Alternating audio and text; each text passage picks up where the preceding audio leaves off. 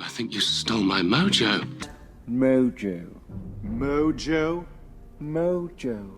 Okay, so Lucifer is back for its 5th season, and throughout this video we're going to be discussing The Devil You Know Better than the song Better the Devil You Know by Kylie Minogue. I'll skip the rubbish puns from here on out and get straight into the breakdown, but obviously there will be heavy spoilers here, so if you haven't had a chance to check it out yet, then I highly recommend that you check out now. As always, don't forget to subscribe to the channel for videos like this every day, and please drop a thumbs up if you enjoy it. With that out of the way, this is the Heavy Spoilers Show. I'm your host Definition. Now let's get into our Lucifer breakdown. Okay, so season 4 ended with Lucifer professing his love to Chloe and abandoning the mortal world in order to go and reign over his kingdom in hell. Season 5 deals with the fallout of that and the repercussions of Lucifer's actions. Now, due to the pandemic, season 5 has been broken up into 2 parts, so a lot of things are left up in the air by the end of it, but we'll be giving our theories on where things could be going and also the mysterious character that could be controlling it all from behind the scenes. Now, in the introduction, we join Lucifer collecting the souls of the damned, torturing them in hell, and slowly turning to his more devilish side. Because of the way that time works in hell, Lucifer has experienced thousands of years going through this routine over and over again, and it's turned him into a shell of his former self. Being stuck in these loops is almost a loop for him, and just as his victims hate the eternity that they're subjected to, Lucifer feels very much the same way. Being trapped in hell is hell for Lucifer, and after realizing that one murder victim is actually living in their own personal nightmare version of LA, he decides to investigate their death, and this of course makes him pull up memories of his long lost love Chloe. It's a great way to start the season, and I love how the victim had regrets over not seeing his family when he was alive, even though he had several opportunities to. This was very relatable to me, and I'm sure most of us have a family member or friend that we've become estranged to, and though we could easily talk to them once more, we come up with excuses not to. Basically it's like that old guy in Home Alone who won't talk to his son. I'm not crying, you're crying. Now, it too ties into the overall arc of the season, and by the end of it, we see the very estranged family of heaven back in each other's company once more. On the flip side of this, Chloe feels completely abandoned and has been doing whatever she can to fill the void left by Lucy. I hate calling him that. Initially, it appears that Lucifer has returned to her, but it's revealed that this is just his identical twin brother Michael. Cue a hilarious Sharon Osbourne scene, a thank you for all that he did for Ozzy, and slowly he starts to fill the role in her life that Lucifer left behind. We learn that Michael has gained the position of God's right hand, and in doing so cut off all of the other angels from their father's side. This pulls Lucifer back to the surface as he tries to win round Chloe and put an end to Michael's schemes. Now, Chloe discovers that she was actually made for Lucifer as a gift from God to be his plaything on earth. It's a huge revelation for her, and she really struggles with knowing it. It also really makes us question whether Lucifer's love for her is actually real, and vice versa. Mirroring this, we learn that Michael has been manipulating Lucifer with subliminal suggestions that have warped the character's decisions since the dawn of time. This is why he's made certain choices, and Lucifer ends up feeling pretty powerless, but this stems from his own personal view of basically how he sees himself. We learn that the character believes he's unworthy to rule over hell and have the power that he does. So what it boils down to is that the two characters are actually opposite sides of the same coin. Though they're identical to look at, the ideologies that the pair possess juxtapose one another perfectly. Michael is an archangel that lorded over an army, and with this came almost unlimited power. He and Lucifer battled one another, and Lucifer ended up in hell, seemingly losing it all. However, Lucifer and Michael actually seek different things in order to fulfill their existence.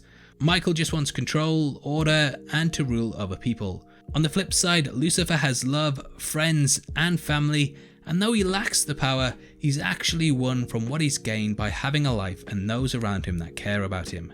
Now, what I love about this season is that it's not scared to take sidesteps into the greater lore and mythology. Episode 4 is a great example of this, and in the 1946 film noir spectacle, we're introduced to a big character in Lucifer mythology. That is Lilith. It's someone that's been teased time and time before, and in case you didn't know, Lilith is the mother of all demons. In the Hebrew Bible, Lilith is referred to as the first woman, and according to the text, she was made from the same clay as Adam and became his first wife. However, she also refers to an earlier class of female demon, which is how the character appears here. She's often used in fiction featuring the devil, and you may have seen Lilith as one of the anti-heroes in Chilling Adventures of Sabrina.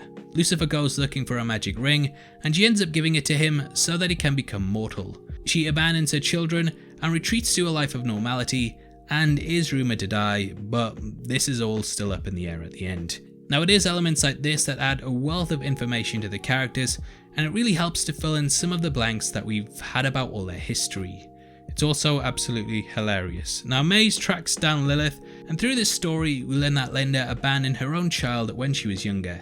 Thematically, the show is of course built on this, and just in the same way that she left her child, Lilith left hers, and so on.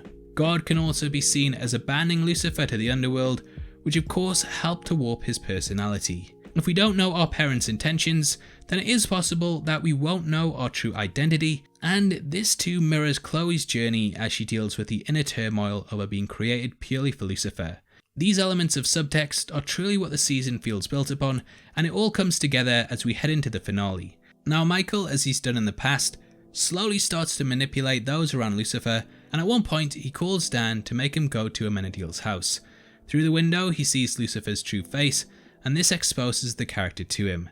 Dan goes to Charlotte's grave, terrified over what he's learned, and it's probably the most vulnerable that we've ever seen the character. Clearly he's still grieving for Charlotte, and it leads to him being easily manipulated. Michael comes to him in the form of an angel and slowly sinks his claws into him as he turns the character against the protagonist. Dan arrives at Lucifer's home and ends up shooting him, but this proves to have no real effect. He's gained his invulnerability back because he's put walls up around Chloe, and it is possible that after she took his mojo for a bit, he subconsciously put things in place. This ties into the ending, and Lucifer becoming invincible is one of Chloe's greatest fears, as she knows what it really means. To make matters worse, Chloe is kidnapped by Michael, and the season really ramps up as we head into the final episode. We learn that Michael has been manipulating and controlling the Whisper Killer, and Ella discovers that it's actually her boyfriend Peter. Also, I love how you can see how dark Ella's mind state is becoming by the fact that her t-shirts are constantly getting darker throughout the show. I noticed that. Now this distrust of someone that she loves of course mirrors Chloe, who is slowly starting to lose faith in Lucifer because of the seeds of doubt that Michael sows in her mind. Through the help of Dan, Lucifer manages to find her, but that doesn't mean that things are over. She decides to break things off with him, and slowly Michael begins to tear Lucifer's life apart. Just as he's about to tell her that he loves her, time freezes for the character, and he finds Amenadiel at the heart of it. Michael has used the fear of learning that his son Charlie is mortal to his advantage, and it makes Amenadiel unable to break them free from the time freeze. Michael arrives and mocks Lucifer, and it is possible that he implanted Charlie with a cold to make him seem mortal in order to further fuel his father's fears. I love how both Lucifer and Michael also appear as a devil and angel on his shoulder, and this finally makes him snap. He goes to attack Michael, but Mazikeen arrives in order to fend for him. It's revealed that Michael promised her a soul in exchange for her working with him, and the season ends with Maze and the protagonist going head to head for all the things that Lucy hid from her, whilst Amenadiel tackles Michael. The battle is only ended by the intervention of God, who steps forward for the first time in the show. Played by Dennis Haysbert, this is the debut for the Almighty, and though it ends on a big cliffhanger, there are several things that we can take from it. Now firstly, I think that God's intervention has shown that he no longer trusts Michael. Throughout the season we had lip service paid to Michael pretty much commanding the army of heaven, and his father having to step forward likely shows that he's displeased with him. I actually don't think that Michael has that long left, and the way I can see him going down has actually been hinted at several times. Throughout the series we've been told that the Archangel Blades are actually able to kill Lucifer, but I think they will be used against Michael and this will end his life. Episode 9 of the season is called Family Dinner, and clearly this hints towards the direction that the second part will be going. Part 1 was about finding one's family after losing it, and I think that the following episodes will centre around the rejoining of the families in the series and culminate in them falling apart. This will be mirrored in Linda and a lost child, God and his sons, and yeah, there's a lot of things in place here. Now one big thing that's also up in the air is the fate of Mazikeen. Clearly all she wants is a soul, and I can actually see God giving her this, but it will come at a price. Mazikeen has pretty much turned against all that cared for her, and it is possible that she will become a villain. There's also the question of Eve, who's been notably absent this season. I do believe that she will return and perhaps join sides with Maze in the second part. Her first appearance very much brought with it the idea that it was actually her who tempted the devil and not the other way around, as was in Genesis. I have a theory, and bear in mind it's a theory, but if we're keeping in with the style of the show, I think it makes a lot of sense. So I think it could be possible that Eve has actually been controlling things behind the scenes, and just in the same way that the 4th season flipped her and the devil's role, it could be that she's orchestrated this entire scenario for one specific reason. That is, to pull God out of heaven. In making his family fight one another, this would force him to vacate the kingdom, similar to how she was made to vacate the Garden of Eden. I would love to see it turn out that her endgame this entire time was to get all of the angels to vacate their spots, and this would explain why she manipulated Michael into making Lucifer leave hell, which in turn would make God leave heaven.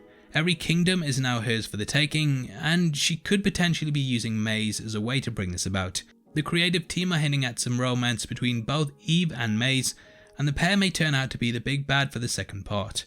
Anyway, that's my theory now, and I'm not even sure if Lieutenant Diablo or Stripper Detective could get to the bottom of it. I'd of course love to hear your thoughts on the season though, so make sure you comment below and let me know. If you enjoyed this video, then please drop a thumbs up, and make sure you check out our breakdown of last week's big Netflix release, Project Power.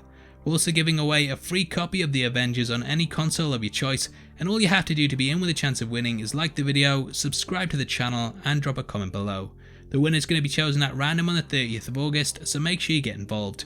If you want to support the channel and get to see content early, then please consider clicking the join button, and you can come chat to us on the Discord server linked in the description or at Heavy Spoilers on Twitter.